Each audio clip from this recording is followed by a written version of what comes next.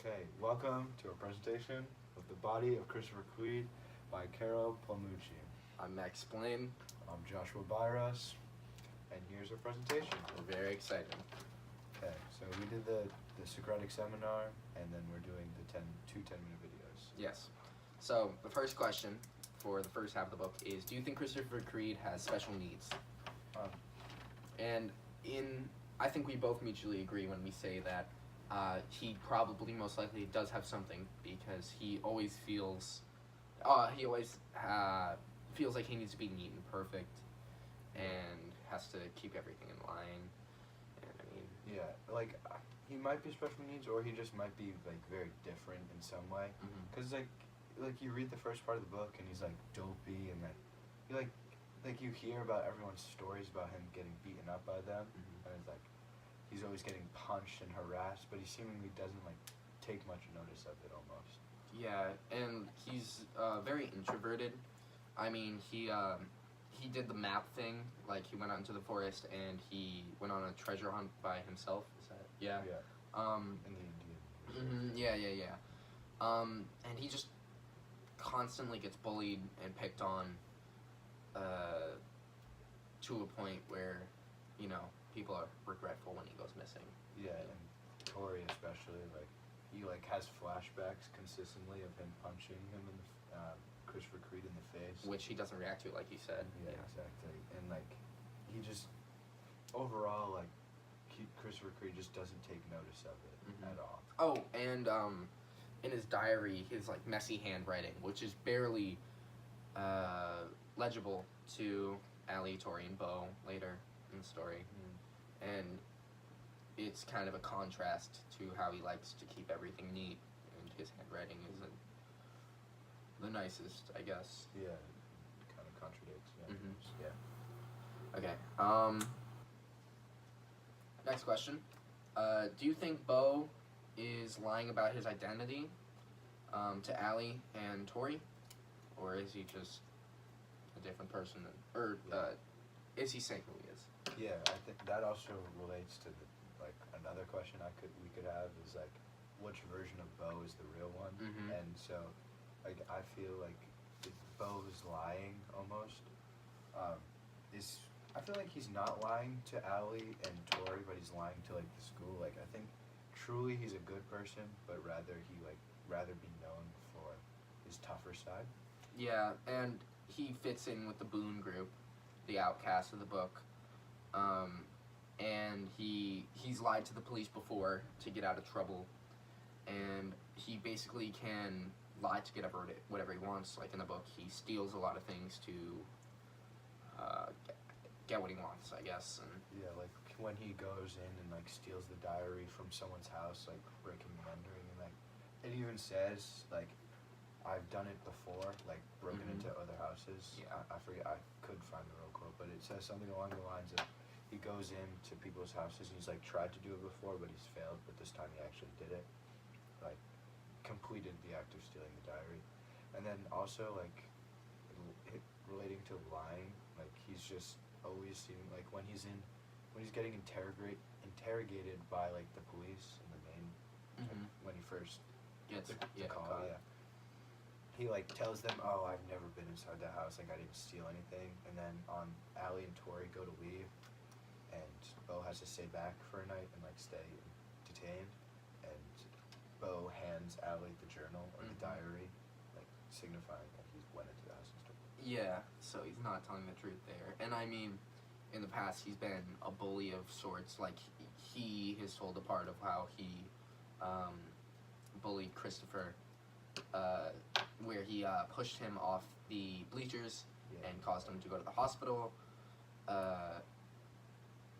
Yeah, but later in the book, he does change his personality to, well, we'll talk about that later. So, And then also like the polite side of Bo, which is like you see like Bo goes to Allie's house and he tucks in Greg, who's Allie's little brother. He like tucks him in goodnight and like make sure he's all set, like father-like figure. yeah, and he does a lot of things to protect Allie. He'd like take the blame for the phone call. And yeah, so it's a very opinionated answer because you can look at it from the angle of him being a jerk to people and being a boon and being an outcast, or you can look at it as being what's the word? Just kind to Allie and Mature, Tori. yeah. Yeah, mature. Yeah. Exactly. And and then also I found a quote in the book, and it was about, it's like relating back to our first question about like Christopher Creed being like really special and different, not fitting in, and let me find the book real quick. Mm-hmm. And then so it was around chapter 3, I do believe, and it said Alex. I'll find Yep. it here. And, Alex shrugged like it was only acceptable thing to do. This sort of thing was always going on around Chris. So that pretty much just means how like it's almost like normal in the town to always be like mean and disruptive and like chaotic to Chris, and Chris doesn't seem to notice or care at all about it. Yeah. So, I mean, and yeah, that ties into our last question. Who or which is the real Bo? Well, like he brought up earlier, talking about how there's the polite one that talks Greg into bed, and He also, sex. yeah. So Allie's mom is like notorious, I guess, almost for like bringing home people, and Yes, so she's playful in bed. so one night, she like brings home someone, and like really loud and like disruptive, and then Bo goes in. He's not scared of anything and just goes in and stops stops the noises, and is like again looking out for Allie and like her best interests all the time.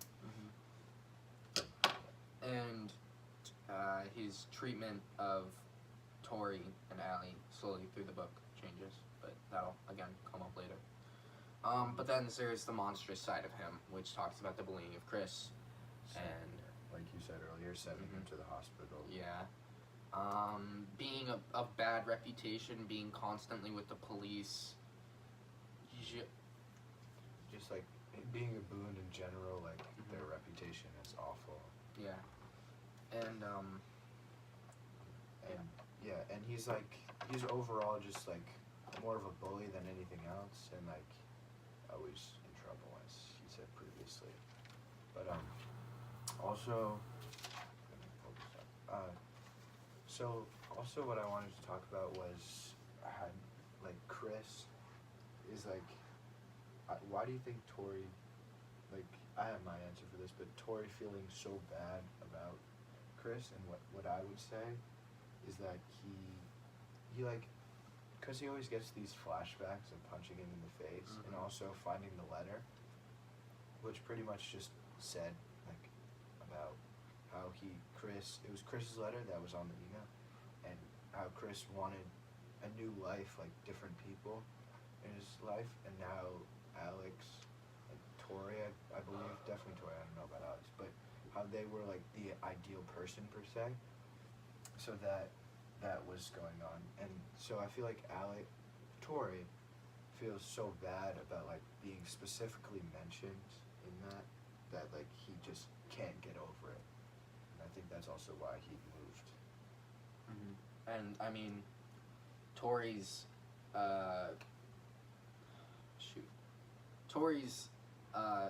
perspective of being mean to Christopher and then Christopher being gone could be guilt, a sense of guilt. Yeah, that's very true.